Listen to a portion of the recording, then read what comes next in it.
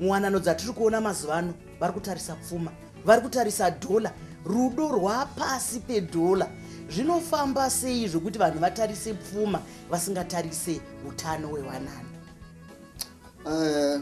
Mashamba nyaya yewanano inonetsera kuti mabackground vanhu vakasiyana.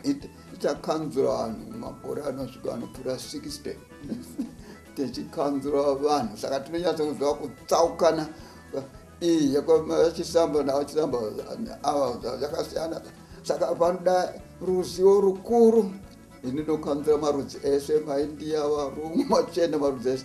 Vanhu vakasiyana chikuru, asi vakasiyana, asi wanano ndeimwe chete.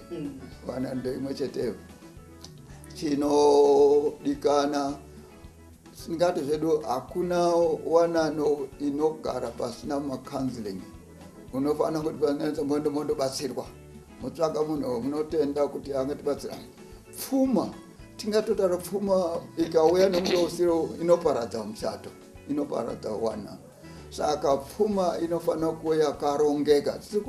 Tikuchatisa vanhu tichiti itai bhengeri, itai joint venture, musaine mese pakudhirowa mari mudai mozoona pamberi mwakuviga imwe mari mwakuviga izvozvo ndo muchiendai kuna kanzira wenyu moti pana matanetsa maendako musandotaura kuti munongotaura kuti auye kuzobatsirwa.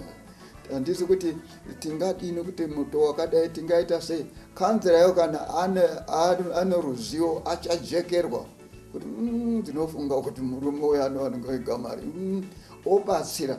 Hakuna wanano inoitika pasina kubatsirwa. Mukawana vanhu vakaroorana yatinogadzira tega vari muchoto ivopo. Ndinobatsirwa, tinoenda kundobatsirwa, ndicho chinhu chikuru.